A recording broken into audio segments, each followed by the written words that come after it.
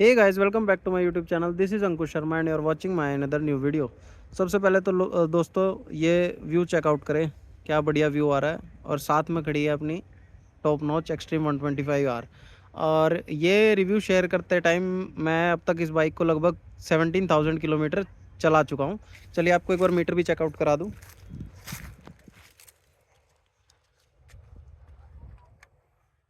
ये देख लीजिए, अराउंड 16,916, ऑलमोस्ट 17,000 ये चल चुकी है।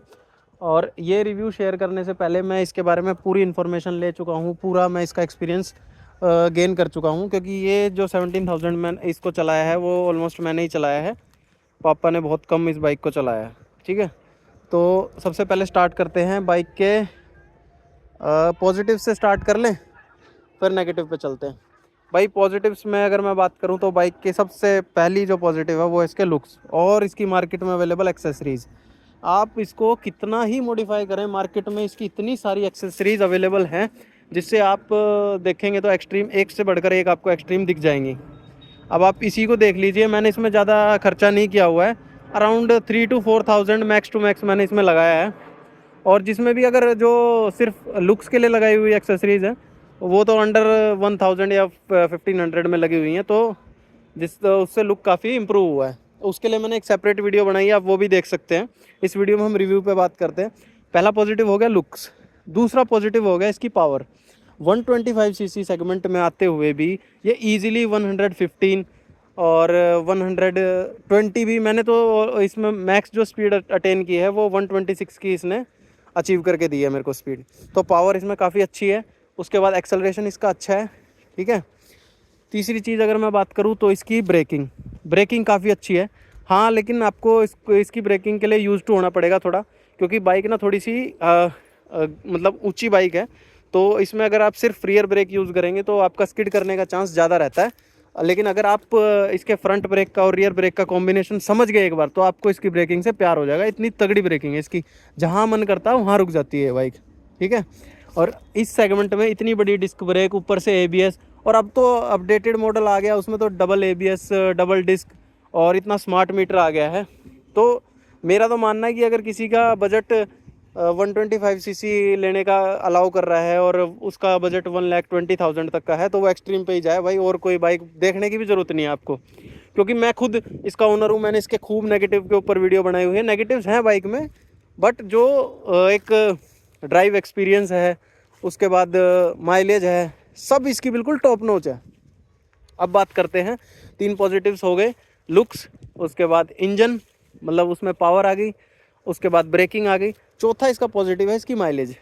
माइलेज आप मान के चलो, इसमें ना ये 7 सेल्स आते हैं यहाँ पे फ्यूल के। ठीक है, अभी जैसे मैं इसको दिखाता हूँ, अब ये बाइक थोड़ी स्लैंट में खड़ी है इसलिए एक ही बार दिखा रहा है, वरना अगर मैं इसको बीच में खड़ा करूँगा तो ये देखिए ये बढ़ जाएंगे। ये देखिए, तो ये जो सेल्स है ना ये टोटल यहाँ तक 7 आते हैं। और जितना मेरा पर्सनल एक्सपीरियंस है, एक सेल में ना बाइक ना करते हुए भी 60 किलोमीटर तो चल जाती है। तो 60 किलोमीटर इंटू में 7 आप करेंगे तो 420 किलोमीटर्स तक तो ये रिजर्व के बाहर चलती है। और 420 किलोमीटर्स के बाद इसका रिजर्व लग जाता है। और रिजर्व में भी ना मैं इसको कम से कम 150 किलोमीटर से भी ज़्यादा चला चुका हूँ। तो ओवरऑल मैंने 570 किलोमीटर या 580 किलोमीटर्स पे इसकी रीफ्यूलिंग करवाई थी। और एक रीफ्यूलिंग में इसमें मतलब 10 लीटर का टैंक है। तो आप मान के चलो जो भी मतलब कैलकुलेशन में मिक्स आती है हर टाइम माइलेज की, बट मेरे को अगर मैं रफ़ से रफ़ भी चलाता हूँ तो ये मेरे को 45 की माइलेज दे देती है। जो आजकल लोग कमेंट करते हैं कि मेरी 40 की दे रही है, मेरी 45 की दे रही है, मैं जब इसको 100 प्लस ही चलाऊंगा तब ये मेरे को 45 की दे देगी। और मैं जो भी इसका माइलेज का टेस्ट करता हूँ वो हमेशा टैंक टू टैंक करता हूँ। एक बार फुल टैंक कराया, फिर जब रिजर्व में लगती है उसके कुछ किलोमीटर चलाने के बाद मैं इसमें फुल टैंक करा देता हूँ। तो मेरे को माइलेज, जैसे अगर मैं बहुत प्यार से चलाता हूँ, मेरी मोस्टली रन ना आप ये कह सकते हो, जैसे मैं नजफगढ़ से हूँ तो हमारा एरिया ना थोड़ा आउटस्कर्ट्स में पड़ता है दिल्ली के। और यहाँ पे ना रोड्स पे इतना ज़्यादा ट्रैफिक होता नहीं है, तो जनरली मेरे को मानेसर या गुड़गांव इस बाइक पे जाना होता है। तो उसमें मेरे को ये अच्छी खासी माइलेज दे देती है। और अराउंड 65 की भी मैंने इससे माइलेज अटेन की है। और 65 मतलब 60 to 65 के बीच में ही रहती है। कभी कभी 59 58 आती है टैंक टू टैंक में, जिसमें बिल्कुल जो बम्पर टू बम्पर ट्रैफिक होता है उसके भी कुछ किलोमीटर्स होते हैं तब। तो माइलेज भी इसका पॉजिटिव पॉइंट है। अब हमने इसके जो पॉजिटिव हैं 5 पॉजिटिव्स हो गए। अब बात कर लेते हैं 5 हो गए या 4 हो गए। पहला लुक, फिर दूसरा इंजन और पावर, तीसरा ब्रेकिंग, चौथा माइलेज, अच्छा 4 ही हुए हैं। अब 5वें के ऊपर बात करूँ तो वो है इसका सस्पेंशन, और टायर्स को भी इसमें इंक्लूड कर लेते हैं जो इसका मतलब स्टेबिलिटी है। तो जो इसका सस्पेंशन है काफ़ी ठीक है, गड्ढे वगैरह इजीली एब्जॉर्ब कर लेता है, कोई ऐसी दिक्कत नहीं आती है। और इसमें एडजस्टमेंट के लिए भी सेटिंग दी हुई है, बट हालांकि मैंने कभी इसको एडजस्ट कराया नहीं है, जो इसमें डिफ़ॉल्ट सेटिंग आती है उसी पे चल रहा है और काफ़ी अच्छा मेरे को वो देता है एक्सपीरियंस इसी बेसिक सेटअप के साथ। टायर से कोई शिकायत नहीं है, टायर भी अच्छे हैं, ब्रेकिंग भी ठीक ठाक, मतलब इन टायर्स के साथ ब्रेकिंग भी अच्छी है, ऐसा नहीं है कि स्किड कर जाते हैं। और मैं तो यही कहूँगा कि जो लोग ऐसे ही किसी की देखम देख इसमें टायर डलवा रहे हैं, अगर आपको देखो अपग्रेड कराना ही है तो आप 130 करवा लो, 140 करवा लो, 150 लास्ट करा लो। क्योंकि आप देखिए जब वो टायर की जो प्रॉपर लुक है वो विड्थ खुलेगी नहीं, क्योंकि इसकी रिम पतली है, तो फिर उसका फ़ायदा क्या। और उसमें भी फिर आप लोग ये करते हो कि उसमें ट्यूबलेस डलवाने के बजाय उसमें ट्यूब टायर डलवा लेते हो। तो जब bike company by default tubeless दे रही है तो आप उसे ट्यूब टायर क्यों करवाओ। कहीं आप रास्ते में फंस जाओ, फिर पंचर वाला मिले ना मिले, हो सकता है वो आपके टायर की वो फिटमेंट ना कर पाए जो पंचर वाला हो जहाँ से आपने टायर लगवाया हो। ठीक है, तो ये इसके पॉजिटिव सारे ख़त्म हो गए। बाकी तो ऐसा मेरे को इसमें और कुछ ऐसा पॉजिटिव लग नहीं रहा। पिकअप, एक्सेलरेशन वो सब इंजन के उसमें आ गया, सब बढ़िया है। अब बात करते हैं इसके नेगेटिव्स की। ठीक है, नेगेटिव्स में सबसे पहले मैं बात करूं तो इसका नेगेटिव जो इसकी बॉडी है ना, उस पर रस्ट लगना काफ़ी जल्दी स्टार्ट हो जाता है, जबकि मैं इसको इतना फ्रीक्वेंटली वॉश भी नहीं करता हूँ। बट ये देखिए आप, रस्ट इसके ऑलमोस्ट हर जगह पे मिलेगा आपको। और ये मैं एक्सपेक्ट नहीं कर रहा था कि ये ज़्यादा से ज़्यादा 2 साल भी अभी इसको होंगे।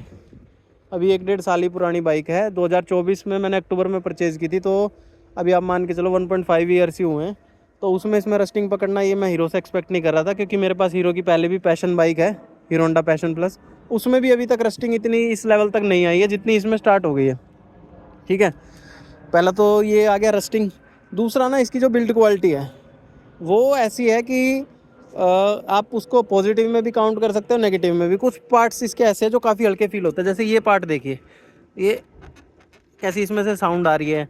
उसके बाद ये पूरा मतलब हिलने वाला काम तो नहीं है इतना, पर फिर भी ऐसा लगता है कि ये काफ़ी डेलिकेट है और टूट जाएगा इजीली। तो ये इसका नेगेटिव हो गया।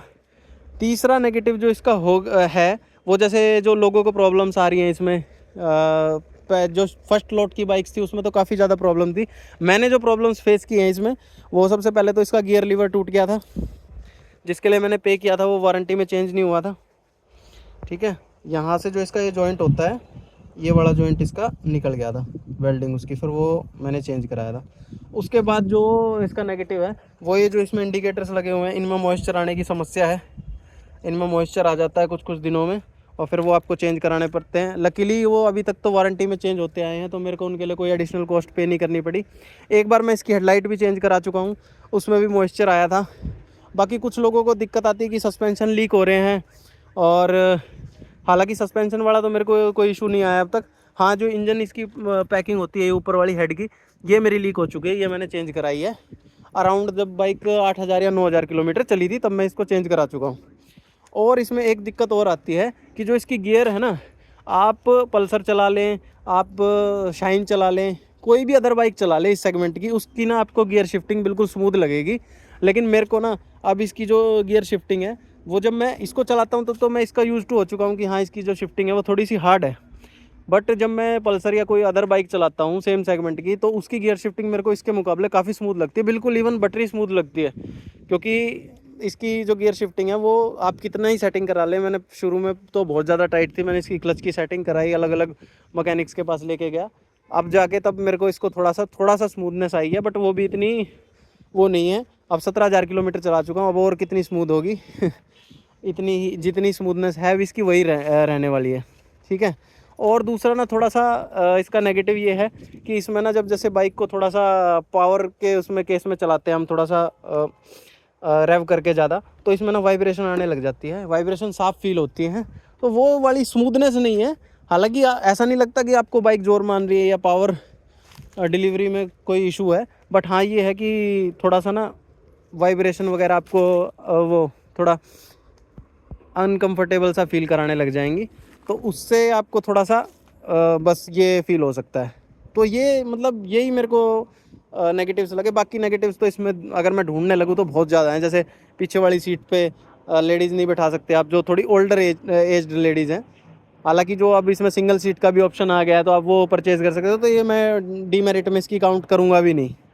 ठीक है, बाकी मेरे को सर्विस वगैरह से रिलेटेड कोई प्रॉब्लम ऐसी आई नहीं है। सर्विस भी ठीक ठाक है, मेरा मिक्स्ड है उसमें एक्सपीरियंस की। जैसे वारंटी में जो पार्ट्स क्लेम होते हैं वो मेरे जो सर्विस सेंटर वाले होते हैं वो क्लेम कर देते हैं, और मोस्टली सर्विस भी ठीक ठाक कर देते हैं। बट ये है कि वो उस लेवल की वो बाइक पे ज़्यादा वो नहीं करते। और मैं इसकी पेड सर्विस भी करा चुका हूँ, फ्री सर्विस भी करा चुका हूँ। मेरा मतलब एवरेज ही एक्सपीरियंस रहा है, कोई इतना ज़्यादा अच्छा नहीं रहा है।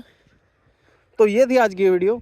अगर आपका भी बजट 1,20,000 तक का है तो डेफिनेटली आप इस बाइक की तरफ जा सकते हैं। बहुत अच्छी बाइक है, लुक से, माइलेज से, पावर से।